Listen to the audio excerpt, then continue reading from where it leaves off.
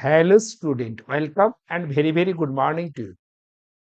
তোমাদের model question paper 1, model question paper 2 সেটের solution দেখা হয়ে গেছে। ভালো করে দেখে নিও, এই টাইপের কোয়েশ্চেন আসবে। তথাপি কোয়েশ্চেন সম্পর্কে তোমাদের আরেকবার বলিনি। তোমরা জানো যে এমসিকিউ যে প্রথম 17টা কোয়েশ্চেন থাকবে সেটা বেসড অন থিওরি। ফলে তোমরা থিওরিটা ভালো করে পড়ো, কোন ভৌত রাশি অন্য ভৌত রাশির সঙ্গে কিভাবে সম্পর্কিত সেটা দেখে নাও, দেখবে এখান থেকে কোয়েশ্চেন কমন পেয়ে যাবে। আর নেক্সট সেকশন নিউমেরিক্যাল ভালো করে করো, এই 8টা নিউমেরিক্যাল। ওকে, নিউমেরিক্যাল ভালো করলে এখানে তোমার প্রবলেম হওয়ার কথা নয়। আবার দেখো লাস্ট সেকশনে 10টা আছে না, 10টার মধ্যে আছে অ্যাসারশন রিজনিং। অ্যাসারশন রিজনিং ভালো করে প্র্যাকটিস করো। তারপরে প্রবলেম বেস কোয়েশ্চেন, কোন একটা প্যারাগ্রাফ দিয়ে দেবে, সেই প্যারাগ্রাফ থেকে 4টে এমসিকিউ দেবে নিউমেরিক্যাল বেস, সেটা একটু ভালো করে প্র্যাকটিস করে হিসাব থেকে কোয়েশ্চেনগুলো। আর লাস্টে 2 নাম্বার হচ্ছে কলাম ম্যাচিং।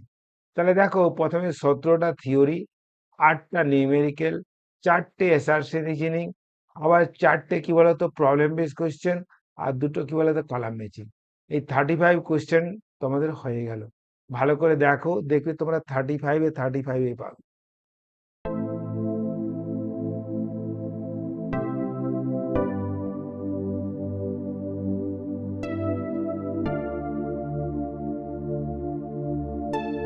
সেকশন 1, দেখো কৃতকার্য ডেসলেখের নিম্নস্থ ক্ষেত্রফল। দেখো কৃতকার্য হলো কি বলতো বল ও সরণ লেখচিত্রের নিচের ক্ষেত্রফল। তাহলে অপশন এ কারেক্ট। এরপরে কোয়েশ্চেন নাম্বার 2টা ভালো করে দেখে নাও। কোন বস্তুর ঘনত্ব একদিকে কম অপর দিকে বেশি হলে ঘনত্ব যেদিকে বেশি ভর কেন্দ্রটি সেই দিকেই সরবে। আর একই বস্তুর একাধিক ভর কেন্দ্র থাকতে পারে না, না না, কখনোই না। একের অপশনটা কারেক্ট। এরপরে কোশ্চেন নাম্বার 3, বলের ঘাত ভরবেগের পরিবর্তন। Option D correct. ঘনকোণের মাত্রা মাত্রাহীন অর্থাৎ 1। কৌণিক ভরবেগ এটা হচ্ছে কি বলতো জাড্য ভ্রামক ইন্টু কৌণিক বেগ। ওকে, কোয়েশ্চেন নাম্বার 6 কি আছে, সরেখা বরাবর গতিশীল কোন বস্তু কণার সরণ যাত্রাপথে সময়ের বর্গের সমানুপাতিক হলে বস্তু কণার ত্বরণ কত। মানে কি বলতো এস প্রপোর্শনেট কি বলতো টি স্কোয়ার। তাহলে এস ইকুয়ালস টু কি বলতো কে টি স্কোয়ার। আবার ত্বরণহীন আবার সমত্বরণে যদি কোনো বস্তু গতিশীল হয় না, তখন তার সরণ হয় হাফ এফ টি স্কোয়ার। তাহলে দেখো এই সমত্বরণে গতিশীল বস্তু সমীকরণ আর কি বলতো এই যে যে প্রদত্ত সমীকরণ একই আছে, তাহলে কি বলতো ত্বরণ ধ্রুবক। সমত্বরণ মানে কি বলতো ত্বরণ ধ্রুবক। কোয়েশ্চেন নাম্বার 7 তোমাদের জন্য চলে যায়। দেখো 7 হচ্ছে সত্যি মিথ্যা। দেখো তো কোয়েশ্চেন নাম্বার 7, প্রদত্ত তথ্যগুলির মধ্যে কোনগুলি সত্যি। বলের ভ্রামক ও টর্ক প্রকৃতপক্ষে অভিন্ন ভৌত রাশি। দেখো বলের ভ্রামককেই টর্ক বলে, মানে এটা কারেক্ট। আবার টর্ক সমান জাড্য ভ্রামক ইন্টু কৌণিক সরণ, না না, এটা ত্বরণ হলে ঠিক হতো, মানে এটা ভুল। তাহলে শুধুমাত্র 1। ঠিক আছে। এরপরে দেখো তোমাদের জন্য আমি কোয়েশ্চেন নিয়ে আসি 8 দেখো এক্স ওয়াই ভেক্টর দুটির ভেক্টর গুণফল 0, মানে ক্রস গুণফল। তাহলে X vector cross Y vector equal to 0 কখন হয়, যদি X vector parallel Y vector হয়, তাই না। তাহলে ওয়াই এবং এক্স প্লাস ওয়াই এর স্কেলার গুণফল কত, খুব সিম্পল। দেখো এখানে তোমরা লিখে নাও, আবার করো Y dot X plus Y into Y. দেখো ওয়াই আর এক্স কি বলতো সমান্তরাল, তাহলে এক্স ওয়াই, আর ওয়াই ওয়াই তো সমান্তরাল হবেই, তাহলে X Y plus Y square হলো কি বলতো ডট গুণ। আবার দেখো 9 কোয়েশ্চেনে চলে যায়, প্রদত্ত বিকল্পগুলির মধ্যে কোনটি মিথ্যা। সীমাস্থ ঘর্ষণ বল লম্ব প্রতিক্রিয়ার সমানুপাতিক, এটা সত্যি কিন্তু। গতিশীল অবস্থার আগে পর্যন্ত ঘর্ষণ বল একটি স্বনিয়ন্ত্রক বল, ওকে এটাও ঠিক। স্থিত ঘর্ষণের সর্বনিম্ন মানকে সীমাস্থ ঘর্ষণ বলে। দেখো স্থিত ঘর্ষণ বলে সর্বনিম্ন মানকে না, সর্বোচ্চ মানকে সীমাস্থ ঘর্ষণ বলে। আর চলঘর্ষণ গুণাঙ্ক, আবার চলঘর্ষণ গুণাঙ্ক গ্রেটার দেন স্থিত ঘর্ষণ গুণাঙ্ক, এটা ভুল আছে, অর্থাৎ ডি অপশনটা কারেক্ট, তাই না। এরপরে তোমাদের আমি 9-এ নিয়ে যাব। দেখো 9-এরটা ভালো করে দেখো। দেখো বলেছে এইচ উচ্চতা থেকে একটি বস্তুকে ছেড়ে দেওয়া হলো, ভূমি থেকে নির্দিষ্ট উচ্চতায় কণাটির গতিশক্তি তার স্থিতিশক্তির দ্বিগুণ, ওই মুহূর্তে কণাটির বেগ কত। ধরে নাও ভূমি থেকে এইচ উচ্চতায় গতিশক্তি হবে স্থিতিশক্তির দ্বিগুণ। তাহলে স্থিতিশক্তি কত বলো তো? না mgh। তাহলে গতিশক্তিটা হবে 2 ইন্টু স্থিতিশক্তি, তাহলে হাফ এম ভি স্কোয়ার। হবে কিনা বলো? এখন দেখো যখন ও এইচ উচ্চতা নামলো না, তাহলে তাহলে দেখো ভূমি থেকে এইচ উচ্চতা, মানে সে নামলো কত বলো তো? সে নামলো এইচ মাইনাস এইচ। এখন এইচ মাইনাস এইচ উচ্চতা নামলে তার বেগ কত হয় বলো তো? না V square equal two 2g into H minus H. তাহলে এই মানটা বসিয়ে দাও, প্রথমে এই এম এম কেটে নাও। তাহলে দেখো ভি স্কোয়ার ইকাল টু আসছে কত বলো তো? এটা 4gh আসছে কিনা বলো? আবার ভি স্কোয়ার ইকাল টু কি বলতো? 2g ইন্টু কি বলতো? এইচ মাইনাস এইচ সমান কি বলতো? 4gh। দেখো এইখানে 2g আর 4gর মধ্যে দুটো কেটে গেল, তাহলে কত আসছে বলতো? এইচ ইকাল টু 3h, তাই না? তাহলে small H equal to h/3। এইখানে যে বেগের রাশিমালাটা পেয়েছো, এইখানে মানটা বসিয়ে নাও। তাহলে দেখো ভি স্কোয়ার ইকাল টু কত আসছে বলতো? 2g এইচ মাইনাস h/3, মানে কত আসছে বলতো? 4gh/3। তাহলে দেখো বেগ হবে রুট আন্ডার অফ 4gh/3। দেখো এটা, তাই না? তাহলে বি এর অপশনটা কারেক্ট। এটা একটু ক্যালকুলেটিভ ছিল, তোমরা বাড়িতে আবার ভালো করে প্র্যাকটিস করে নিও। 11 কোশ্চেনটি ভালো করে দেখো। প্রদত্ত তথ্যগুলির মধ্যে কোনগুলি সত্যি? একটি সামান্তরিকের দুটি বাহু পি ভেক্টর ও কিউ ভেক্টর দ্বারা সূচিত, তবে সামান্তরিকটির ক্ষেত্রফল হবে P vector cross Q vector. Correct, এটা ঠিক আছে কিন্তু, কারণ সামান্তরিকের ক্রস গুণফল উহার ভেক্টর ক্ষেত্রফল নির্দেশ করে। এরপরে দেখো কোন আয়তঘনকের তিনটি বাহু পি কিউ আর দ্বারা সূচিত হলে আয়তঘনকের ঘনফল হবে, আয়তঘনকটির আয়তন হবে 1/3 পি ভেক্টর। না না না না না না, এই 1/3টা হবে না, এটা ঠিক নয়। তাহলে কি বলতো? কি বলতো? শুধুমাত্র একেরটা কারেক্ট। এরপরে 12 কোশ্চেনে দেখে নাও, খুব সিম্পল। দেখো দেখো বলেছে স্মল এম ও ক্যাপিটাল এম ভরে দুটি বস্তু কণা যথাক্রমে আর ও আর ব্যাসার্ধে বৃত্তপথে আবর্তন করছে, আবর্তনকাল সমান, কৌণিক বেগের অনুপাত কত? দেখো আবর্তনকাল সমান মানে কৌণিক বেগ সমান, মানে অনুপাত হবে 1:1। এটা ঠকানোর অঙ্ক, তাই না? এরপরে দেখো 13 অঙ্কটা ভালো করে দেখো। বলেছে দেখো আর ব্যাসার্ধ বিশিষ্ট সরু রিং কেন্দ্রগামী ও তলের লম্ব অক্ষের সাপেক্ষে চক্রবর্তীর ব্যাসার্ধ কত? দেখো একটি সরু রিংয়ের কেন্দ্রগামী ও তলের লম্ব অক্ষের সাপেক্ষে জাড্য ভ্রামক এম আর স্কোয়ার। তাহলে M R square equal to কি বলতো? M K square. তাহলে কে ইকাল টু কি হলো? Small R. তাহলে দেখো এইখানে স্মল আর বলে এখানে ক্যাপিটাল আর দিয়েছে, মানে আমাদের এটা অ্যান্সার, তাই না? এরপরে দেখো তোমরা 14 কোশ্চেনটি ভালো করে দেখে নাও। দেখো ভালো করে পড়ো। কোন প্রাচীর ডেসের মান অপরিবর্তিত থাকে? ভরবেগ না না থাকে না, উলম্ব বেগ থাকে না, বেগের অনুরূপাংশ। বাহ, এটা ঠিক আছে।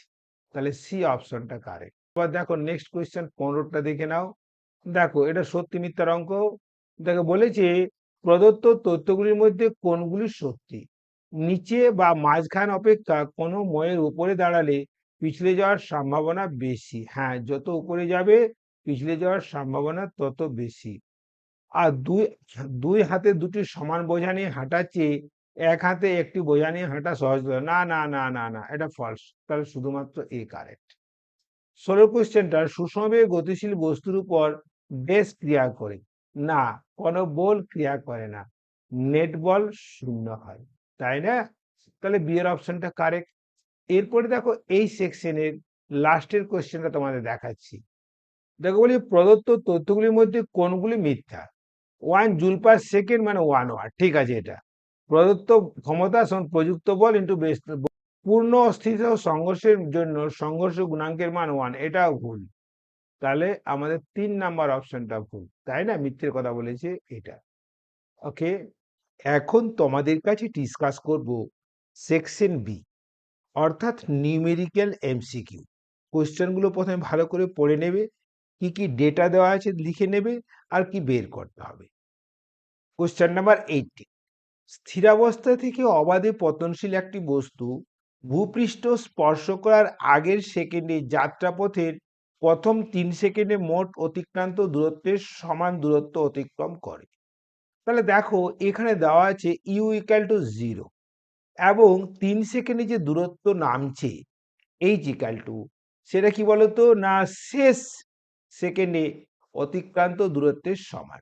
তাহলে কি বলতো শেষ সেকেন্ড অতিক্রান্ত দূরত্ব যদি এইচটি ধরে নিই তাহলে এইচ ইকাল টু এইচটি। তাহলে বলো স্থিরাবস্থা থেকে প্রথম 3 সেকেন্ডে অতিক্রান্ত দূরত্ব হাফ ইন্টু জি ইন্টু কি বলতো 3 স্কোয়ার হবে কিনা বলো। আর শেষ সেকেন্ড অতিক্রান্ত দূরত্ব যেহেতু ইউ জিরো তাহলে কি বলতো হাফ জি ইন্টু কি বলো 2t মাইনাস 1। দেখো এখানে হাফ জি কেটে নাও তাহলে কত আসছে বলতো 9 ইকুয়ালস টু 2t মাইনাস 1। তাহলে দেখো 9 প্লাস 1 ইকাল টু 2t, তাহলে টি ইকাল টু কত এলো 5 সেকেন্ড। তাহলে দেখো বস্তুটি কত সময় ধরে পড়ছে অর্থাৎ 5 সেকেন্ড সময় ধরে পড়ছে, তাই না? এরপরে 19 কোশ্চেনটাতে চলে যাই। দেখো 19 কোশ্চেনটা ভালো করে পড়ে নাও একবার। দেখো 2.10 আর 3.20 ইন্টু 10⁻7 সংখ্যাটিতে তাৎপর্যপূর্ণ অঙ্ক সংখ্যা কত? দেখো তোমরা জানো 10-এর ঘাত সার্থক নয়, আর এতে কটা সার্থক সংখ্যা 3টে, এতে কটা 3টে, তাহলে এতে সার্থক সংখ্যা হবে কটা বলো তো 3টে, তাই না? এরপরে দেখে নাও নেক্সট কোয়েশ্চেনে যাব আমরা। কোয়েশ্চেনটি ভালো করে পড়ে নাও। একজন সাইকেল চালক 36 কিলোমিটার/আওয়ার বেগে একটি বৃত্তাকার পথে বাঁক নিতে গিয়ে উলম্বের সাথে 30 ডিগ্রি কোণে হেলে পড়ে। তাহলে দেখো এইখানে বেগটা 36 কিলোমিটার/আওয়ার দেওয়া আছে না, এটা আমরা 5-18 দিয়ে গুণ করে দিই, তাহলে 36 × 5-18, তাহলে কাটাকাটি করলে কত আসছে বলো তো 10 মিটার/সেকেন্ড। উলম্বের সঙ্গে কোণ 30 ডিগ্রি, তাই না? পথটির ব্যাসার্ধ কত? তাহলে দেখো যদি কোনো সাইকেল আর ওই উলম্বের সঙ্গে থিটা কোণে বেঁকে যায় তাহলে টেন থিটা হয় ভি স্কোয়ার বাই কি বলতো আর ইন্টু জি। মান বসিয়ে দাও, তাহলে দেখো এটা tan 30 degree equal to V square মানে 10 স্কোয়ার বাই আর ইন্টু 10। দেখো এই দুটো টেনের মধ্যে একটা টেন কেটে গেল, তাহলে দেখো আর ইকেস টু কত আসছে বলতো 10 বাই কত, এটা 1/√3 ইকেস টু কত হলো 10√3, আর 10√3 মানে কত 17.7 মিটার, তাই না? এরপরে 21-এর কোয়েশ্চেনটা ভালো করে এবার দেখে নিই। দেখো 21-এর কোয়েশ্চেনটা একটু গ্রাফিক্যাল প্রবলেম, তাই না? ভালো করে দেখো, ত্বরণহীন কণার অবস্থান সময় লেখচিত্র কোনটি হতে পারে? দেখো ত্বরণহীন মানে বস্তু সমবেগে গতিশীল, আর সমবেগে গতিশীল বস্তুর এসটি লেখচিত্র হবে স্থির প্রবণতা বিশিষ্ট সরলরেখা, অর্থাৎ ডি এর অপশনটি কারেক্ট, তাই না? এরপরে 22, এম ভরের একটি দণ্ড এবি এ বিন্দুতে কোনো আলম্বের সঙ্গে যুক্ত। দেখো এ বিন্দুতে একটা আলম্ব দেওয়া আছে এইরকম, এর সঙ্গে এটা যুক্ত আছে মানে এটা পড়বে না এখান থেকে। বি বিন্দুতে আটকানো তারটি কেটে নিলে, এখানে যে তার দেওয়া আছে না এটা আমরা এটা কেটে নেবো এরকম, তাই না? তাহলে কেটে নেওয়া মানে কি এর উপর কোনো টান থাকবে না, সুতোর টানটা কি হবে শূন্য হবে। এরপরে তাহলে কি হবে অনুভূমিক অবস্থা থেকে দণ্ডটি নিচে পড়বে, তাহলে কৌণিক ত্বরণ বের করতে হবে। তাহলে দেখো এখানে কি বল ক্রিয়াশীল হচ্ছে, দেখো ভালো করে দেখো এইখানে কেবলমাত্র একটাই বল আছে এমজি, এই এমজি বলের জন্য টর্ক সৃষ্টি হবে এবং এমজি দণ্ডের মধ্যবিন্দু ক্রিয়াশীল হবে।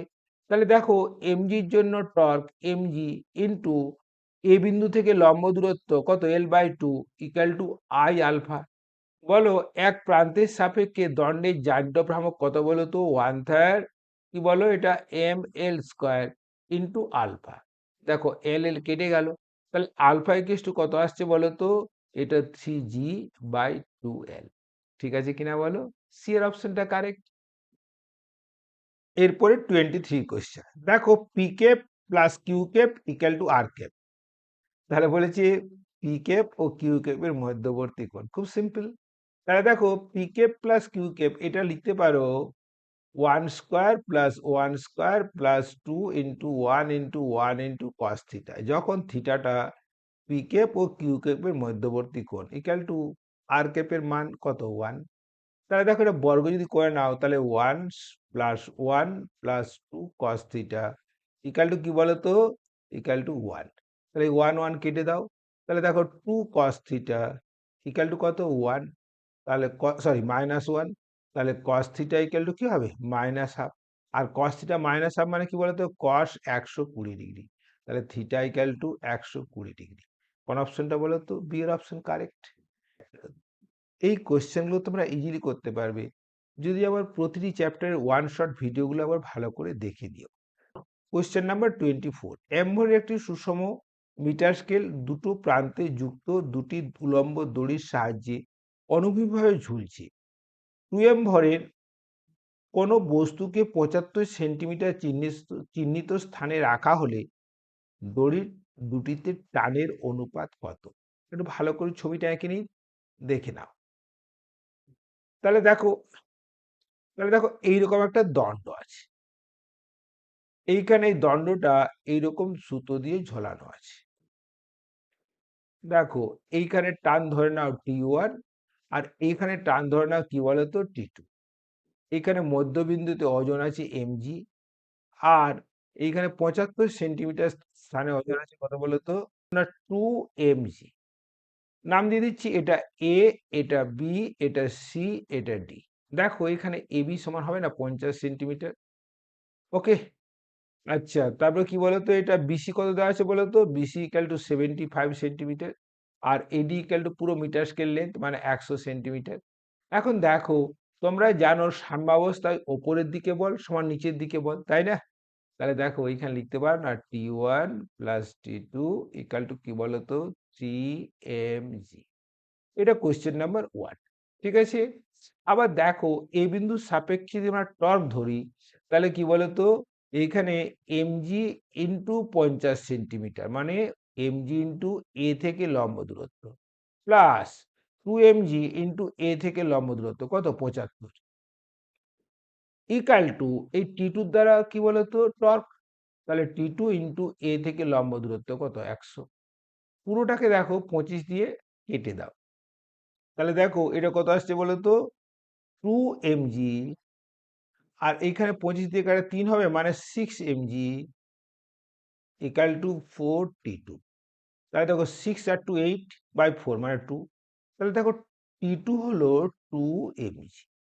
আবার দেখো এই যে সম্পর্কটা পেয়েছো T1 plus T2 equal to 3mg, এখানে যদি T2 এর মান বসিয়ে দাও তাহলে T1 plus 2mg equals two কি বলো তো 3mg হবে কিনা বলো? তাহলে দেখো T1 ইকাল টু mg। তাহলে দেখো T1 mg আর T2 2mg। তাহলে T1 ইস টু T2 কত আসছে বলো তো? না 1:2, তাই না?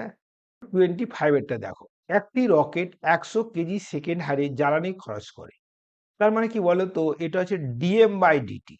তাহলে দেখো এখানে দেওয়া আছে dm/dt ইকাল টু কি বলতো 100 কেজি পার সেকেন্ড। রকেট থেকে নির্গত গ্যাসের বেগ 5 into 10⁴ metre per second. U equal to 5 into 10⁴ metre per second. বোঝা গেল? অভিকর্ষকে উপেক্ষা করলে রকেটটি কি পরিমাণ ঘাত বল অনুভব করে? তাহলে দেখো রকেটের উপর ক্রিয়াশীল বল F equals to U into dm/dt। দেখো ইউ দেওয়া আছে এটা আর dm/dt দেওয়া আছে কত 100। তাহলে দেখো 5 ইন্টু 10⁴ ইন্টু 100 তাহলে কত হলো 5 ইন্টু 10⁶ নিউটন হলো ক্রিয়াশীল বল, তাই না? এরপরে আমরা সেকশন সিতে যাব, ভালো করে কোশ্চেনগুলো দেখে নাও। দেখো এটা হচ্ছে বিবৃতি আর কারণ। দেখো যদি এ আর যদি দেখো যদি বিবৃতি এবং কারণ উভয়ই সঠিক হয় এবং কারণটা এর সঠিক ব্যাখ্যা হয় তাহলে অপশন এ। আবার বিবৃতি এবং কারণ দুটোই সঠিক কিন্তু সঠিক ব্যাখ্যা নয় তাহলে অপশন বি। বিবৃতি সঠিক কারণ সঠিক নয় সি। আবার দেখো বিবৃতি সঠিক নয় কারণ সঠিক তাহলে কি বলতো ডি। বোঝা গেল? এরপরে এই কোয়েশ্চেনগুলো পরপর আমরা পড়ে নিই। দেখো প্রথমে 26 দুটি ভেক্টরকে সমান বলা হয় যখন তাদের মান এবং অভিমুখ একই হয়। এটা সঠিক। ভেক্টর রাশির একটি নির্দিষ্ট অভিমুখ থাকে, এটাও সঠিক, কিন্তু এর এক্সপ্লেনেশন নয়। অর্থাৎ কি বলতো দুটোই সঠিক, কারেক্ট এক্সপ্লেনেশন নয়, তাহলে অপশন বি। ঘর্ষণ সর্বদা গতির বিপরীতে ক্রিয়া করে। হ্যাঁ, সঠিক। ঘর্ষণ গুণাঙ্কের মান ঋণাত্মক হয় না, না, এটা সঠিক নয়। তাহলে কি অপশন বলো তো? সি। ঘর্ষণ বল দ্বারা কৃতকার্য ঋণাত্মক হয়। হ্যাঁ, ঠিক আছে। কার্য একটি স্কেলার রাশি বলে এর মান ঋণাত্মক হয় না, এটা ফলস। তাহলে আমাদের এটাও সি অপশন। 29 দেখে নাও। বস্তুর ভরকে তার জাড্যের পরিমাপ বলে। বস্তুর ভর যত বেশি হয়, বস্তুর গতি অবস্থার পরিবর্তনের জন্য তত বেশি বাহ্যিক বলের প্রয়োজন হয়। তাহলে দেখো, এটাও সঠিক, এটাও সঠিক এবং কারেক্ট এক্সপ্লেনেশন। কারণ ভর বাড়লে জাড্য বাড়বে, আর জাড্য বাড়লে তার গতি ও অবস্থার পরিবর্তনে বেশি বাহ্যিক বলের প্রয়োজন হবে। অতএব এটা অপশন এ কারেক্ট, তাই না? এরপরে দেখো, অনুচ্ছেদ ভিত্তিক প্রশ্ন। দেখো, এই অনুচ্ছেদ দেওয়া আছে, অনুচ্ছেদটা ভালো করে পড়বে, তারপরে তোমরা অ্যান্সার করা শুরু করবে। দেখো, ভালো করে পড়ো। একটি ছাত্র সরলরেখা বরাবর গতিশীল একটি গাড়ির সরণকে একটি সমীকরণ দ্বারা প্রকাশ করতে চাইল। শিক্ষকের সাহায্যে সে গাড়ির সরণের সমীকরণটি লিখল: s equal to 4t square minus 15t plus 25, যেখানে s হলো সরণ মিটারে এবং t হলো সময়ে। সমীকরণ অনুসারে নিচের প্রশ্নগুলির উত্তর দাও। নাম্বার 1 দেখো, টি ইকুয়াল টু 0-তে গাড়িটির সরণ কত? দেখো, এইখানে সমীকরণে দেখো, এটা সরণের সমীকরণ। তাহলে যদি টি ইকুয়াল টু 0 পুট করো, সরণ পেয়ে যাবে, কারণ এটাও 0 হবে, এটাও 0 হবে। তাহলে সরণ কত? 25 মিটার। বোঝা গেল? এরপরে দেখো, তোমরা 31 এর প্রবলেমটা দেখো। 31 এর প্রবলেমটাতে কি বলেছে দেখো, বলেছে টি ইকুয়াল টু 2 এ গাড়িটির বেগ কত? তাহলে দেখো, তোমরা জানো এই যে সরণ দেওয়া আছে না, একে যদি তোমরা অবকল করো না, তাহলে বেগ পাবে। আবার বেগকে যদি অবকল করো, কি পাই বলো তো? না, ত্বরণ পাবে। পাবে কিনা? তাহলে দেখো, বেগ ভি ইকুয়াল টু, এটা হচ্ছে ডিএস বাই ডিটি। তাহলে দেখো, এটা 4, টি স্কোয়ার অবকল কত? 2t, আর টি এর অবকল কি বলতো? 1, আর যেটা ধ্রুবক তার অবকল 0। তাহলে দেখো, বেগ পেয়ে গেলাম। বেগ ইকুয়াল কত বলতো? 80 মাইনাস 15। দেখো, বলেছে 2 সেকেন্ড সময়ে বেগ। তাহলে দেখো, এই সমীকরণে যদি টি ইকুয়াল টু 2 পুট করো, কত পাবে বলো তো? 8 ইন্টু 2 মাইনাস 15, মানে 16 মাইনাস 1, অর্থাৎ 1 মিটার পার সেকেন্ড। তাই না? এরপরে এখান থেকে ত্বরণ বের করে নাও। তাহলে ত্বরণ এই কেস টু কি হবে বলো তো? Dv by dt. তাহলে বলো, টি এর অবকল কত? 1, 8 ইন্টু 1 মাইনাস 0, অর্থাৎ 8। তাহলে দেখো, কণাটির ত্বরণ হলো ধ্রুবক, কত? 8 মিটার পার সেকেন্ড স্কোয়ার। দেখো, 32 এর কোশ্চেনটা কি বলেছে? না, টি ইকুয়াল টু 2 সেকেন্ডে গাড়িটির ত্বরণ কত? তাই না? তো দেখো, যেহেতু ত্বরণ ধ্রুবক, তো গাড়িটির ত্বরণ কত হবে বলো তো? 8 মিটার পার সেকেন্ড স্কোয়ার, তাই না? এরপর বলেছে 33, কত সময় পরে গাড়িটি স্থির অবস্থায় আসবে? দেখো, গাড়িটির বেগ কত ছিল বলো তো? ভি ইকুয়ালস টু, ভালো করে দেখো, 80 মাইনাস 15। স্থির অবস্থায় আসে মানে কি? ভিটা 0 হবে। তাহলে 0 ইকুয়ালস টু কি বলতো? 80 মাইনাস 15।